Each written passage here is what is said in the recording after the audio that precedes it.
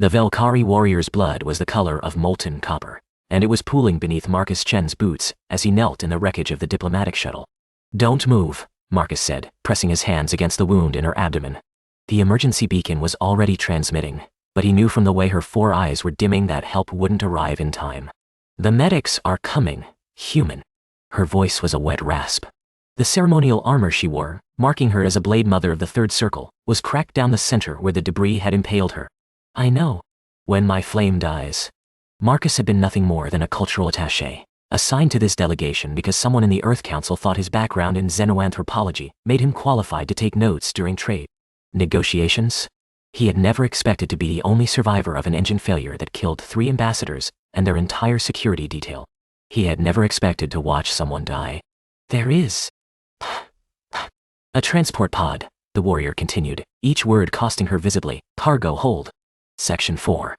Save your strength." Her hand shot out with surprising force, gripping his wrist.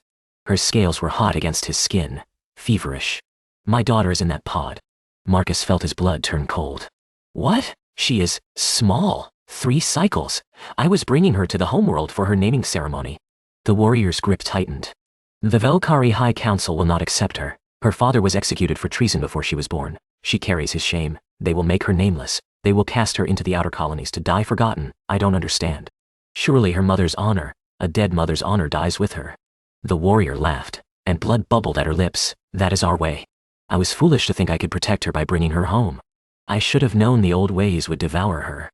Marcus looked toward the cargo hold. Through the smoke and sparking wires, he could see the faint blue glow of a stasis pod. "Take her." He turned back to the warrior. Her eyes were fading faster now. "Raise my daughter as human," she said. "Let her never know the weight of a name that is also a chain. Let her never kneel before councils that measure worth in bloodlines. Let her be free. I'm nobody. I'm a cultural attaché. I don't have the authority to. You are human." The warrior's voice carried something like wonder, even now. "Your people do not understand what that means. You take in strays. You adopt the broken. You make families from strangers. I have studied your kind. I know what you are capable of." Her hand fell away from his wrist. "Her name is Kira.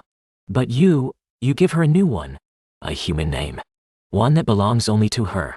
"Please," Marcus said, and he didn't know what he was asking for. "Promise me."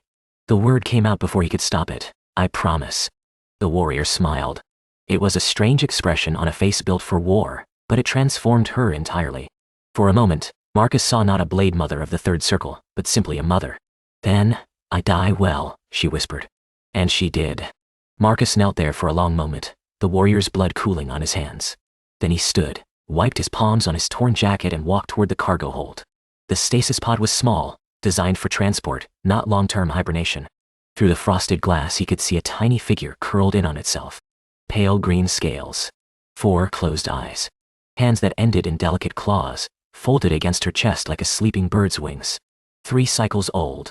That was roughly 4 human years, if his xenobiology courses hadn't failed him entirely. Marcus placed his hand on the release panel.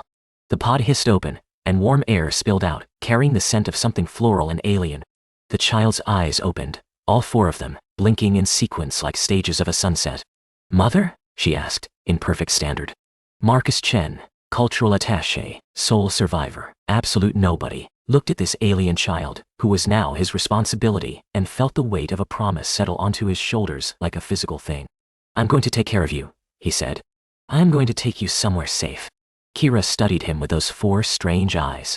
Then she reached up with one small hand. Marcus took it. 6 months later, Marcus stood before the Earth Council's Refugee Integration Committee and wished, not for the first time, that he had died in that crash. "Let me understand this correctly," Counselor Webb said, peering at him over her glasses. "You want to formally adopt an alien child. A Vel'kari child. The daughter of an executed traitor.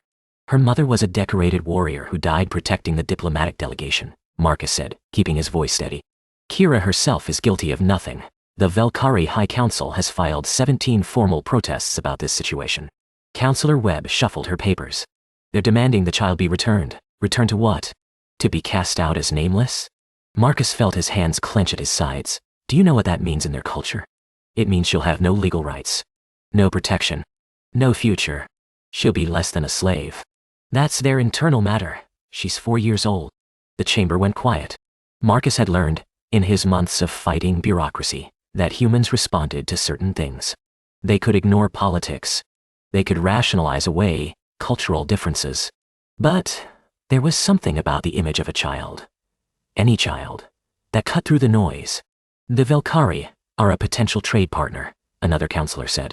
We can't afford to antagonize them over one child. Then let me take the responsibility. Marcus stepped forward. Grant me full adoption rights. Make it clear this is an individual human citizen's choice, not Earth policy.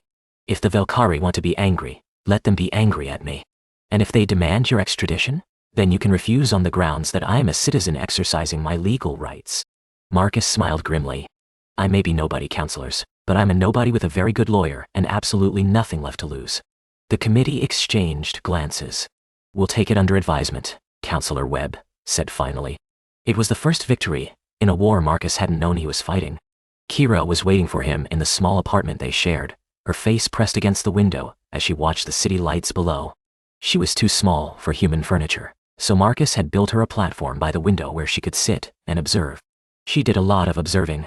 It was, he had learned, how Vel'kari children processed new environments. They watched until they understood, and only then did they act. How did it go? She asked, not turning from the window. They're thinking about it. Marcus dropped his bag by the door and went to the kitchen. Have you eaten? The food machine gave me nutrients. That's not what I asked. Kira finally turned. In the 6 months since the crash, her scales had deepened from pale green to a richer emerald. The doctor said it was a sign of health. Marcus thought it made her look like a tiny dragon. I don't like the nutrient paste, she admitted. It tastes like nothing. Marcus opened the refrigerator and pulled out a container. Then it's a good thing I stopped by the market. He set the container on her platform and opened it, revealing sliced mara fruit, a Vel'kari delicacy he'd had to order from 3 systems away. Kira's eyes went wide. Where did you... I have my sources. Marcus sat down across from her. Eat. You're too thin. Kira picked up a slice with careful claws and bit into it.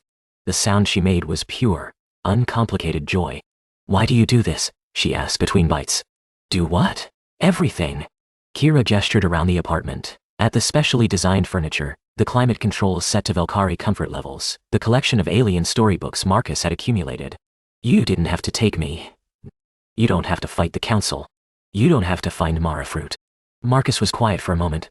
Do you know why I became a cultural attaché? He finally asked. Kira shook her head. I had a daughter once. Her name was Sophie.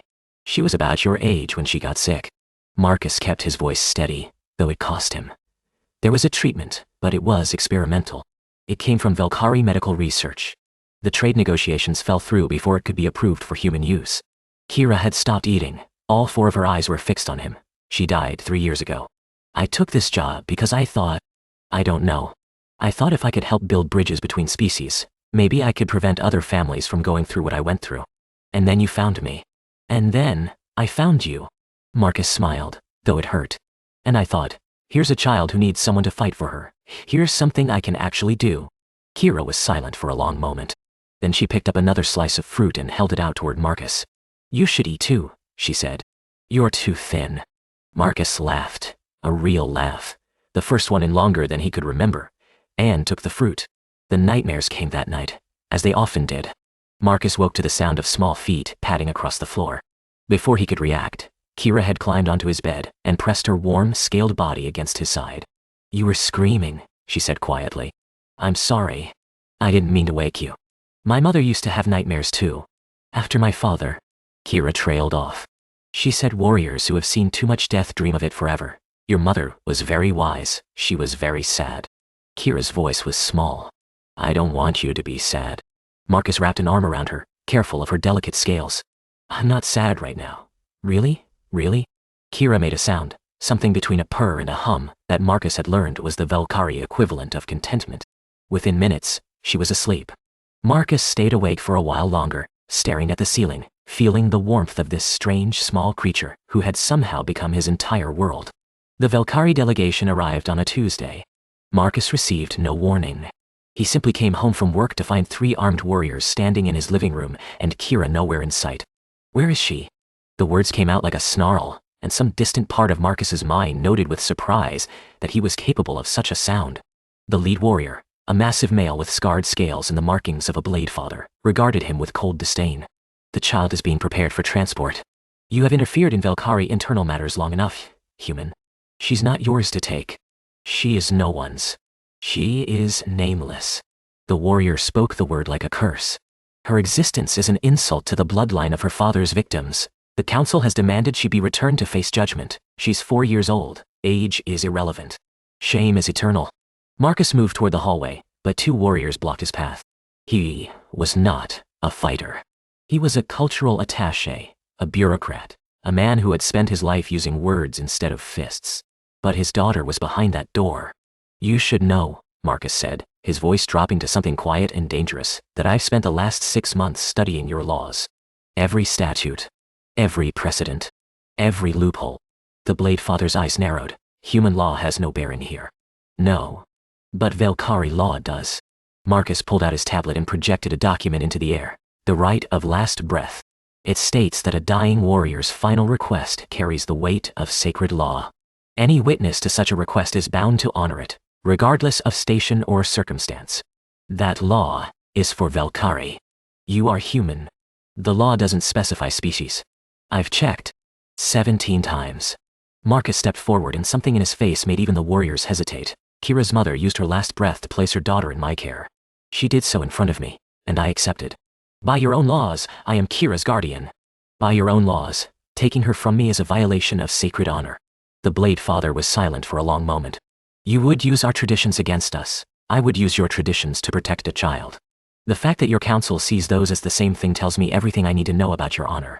The words hung in the air like a blade. Then, from behind the warriors, a small voice, Marcus? Kira pushed through the door, her eyes wide and wet with tears. She ran to Marcus and wrapped her arms around his legs, holding on as if she would never let go. Marcus placed his hand on her head, feeling her scales beneath his palm. It's okay, he said. I am here. The Blade Father watched this display with an expression Marcus couldn't read. Then he turned to his warriors and spoke rapidly in Vel'kari. Marcus caught only fragments, but he recognized the tone, retreat. This is not over, the Blade Father said finally. The council will review your claim. Let them review. Let them send their scholars and their lawyers and their warriors. Marcus held the alien's gaze. I'll still be here. And so, will my daughter. The word hung in the air, daughter, and Marcus realized he had never said it aloud before. The warriors left. Kira was shaking against his legs, her small body racked with sobs. Marcus knelt down and gathered her into his arms, holding her tight. I thought they would take me away, she whispered. I thought I would never see you again. Never, Marcus said. I made a promise to your mother. I'm going to keep it. But why? You could have let them take me. It would have been easier. Everyone would have been happier. Marcus pulled back so he could look at her face, at those 4 eyes that had become more familiar to him than his own reflection. Because you're my daughter, he said. And there is nothing, no council, no law, no army, that will ever make me stop fighting for you. Kira stared at him. Then she surged forward and pressed her face against his chest, and Marcus felt her tears soaking through his shirt. I love you, she said, the words muffled against his chest. Is that allowed? For me to say that? Marcus felt his heart crack open. It's allowed, he said, his voice rough. It's more than allowed. And I love you too, Kira. I have for a long time. They stayed like that, holding each other in the middle of their small apartment, as the sun set outside and the city lights began to glow. The council chamber on Vel'kar Prime was designed to intimidate. It stretched upward into darkness, the seats of the High Council arranged in concentric circles that rose like the rings of an ancient amphitheater. Thousands of Vel'kari filled those seats, their scales gleaming in the ceremonial light. At the center of it all, on a raised platform, stood Marcus and Kira. They had been summoned 4 months after the confrontation in his apartment. The council had reviewed his claim and found it legally binding, but they had also found a loophole. The right of last breath required the guardian to prove their worthiness before a council tribunal. It was, Marcus knew, a formality. The council expected him to fail. Humans were soft, weak, emotional creatures who couldn't possibly understand Vel'kari honor. They had underestimated him. Marcus Chen of Earth, the High Adjudicator intoned, her voice echoing through the chamber.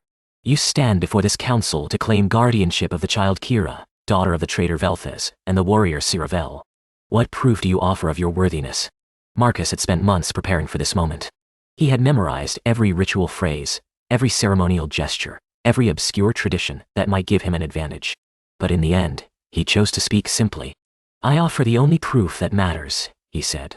I have loved her. I have protected her. I have raised her as my own. Love is not a qualification, a counselor sneered. Any fool can claim love, can they? Marcus looked up at the assembled Vel'kari. Then why are so many of you here to watch a 4-year-old child be judged for crimes she didn't commit? Where is your love? A ripple went through the crowd. The child carries the shame of her father's blood, the adjudicator began. The child is innocent. Marcus's voice cut through the chamber. In human law, we have a concept. You are not guilty for the sins of your parents. You are only responsible for your own choices, your own actions, your own honor. Kira has done nothing wrong. She is a child who lost her mother. She deserves protection, not punishment. Human law is irrelevant here. Then let me speak to Vel'kari law. Marcus pulled out a small device and activated a holographic display. The Codex of Names, Section 47, Verse 12. A child's name is not given by blood alone, but by those who raise them in honor. Kira's mother gave her to me with her dying breath. I have raised her. I have taught her. I have honored her. By your own laws, I have the right to name her. The adjudicator's eyes narrowed. You cannot. I invoke the right of naming.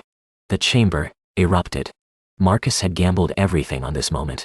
The right of naming was ancient, rarely used, and incredibly dangerous. It allowed a guardian to claim a child as their own, but it also required them to face the judgment of the entire council. If they found him unworthy, both he and Kira would be cast out as nameless. But if they found him worthy, silence. The adjudicator raised her hand, and the crowd fell quiet. You understand what you risk, human. I understand. You would stake your own name on this child. I would stake everything I am on this child. The adjudicator studied him for a long moment. Then she turned to Kira. Child, do you accept this human as your guardian? Do you accept his name as your own? Kira looked up at Marcus. In the 6 months since she had come into his life, she had grown, not just physically, but in confidence, in joy, in hope.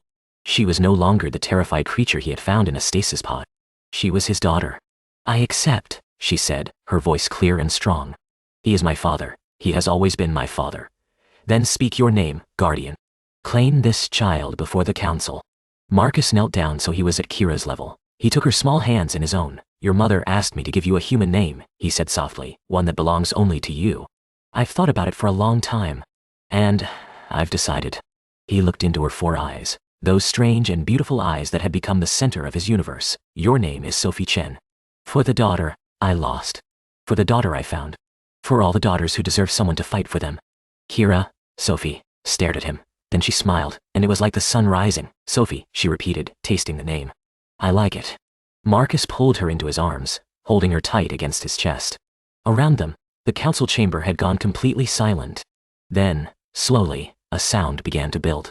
It started in the upper rows, a rhythmic clicking of claws against scales. The Vel'kari way of showing approval. It spread downward, row by row, until the entire chamber was alive with it. The adjudicator raised her hand once more. The council recognizes the right of naming, she said, and her voice carried a note of something that might have been respect. The child Sophie Chen is hereby claimed by her guardian Marcus Chen of Earth. She is no longer nameless. She carries his honor, his protection, his name. The clicking grew louder. Marcus stood, lifting Sophie in his arms. She wrapped her arms around his neck and pressed her face against his shoulder. We did it, she whispered. We're a family now. We were always a family, Marcus said. This just makes it official.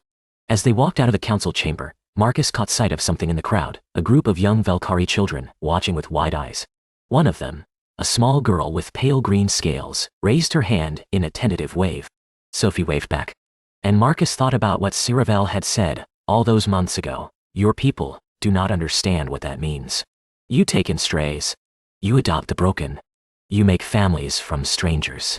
Maybe that was the most human thing of all. Not strength. Not technology. Not ambition. Just the simple, stubborn refusal to let a child face the universe alone. End.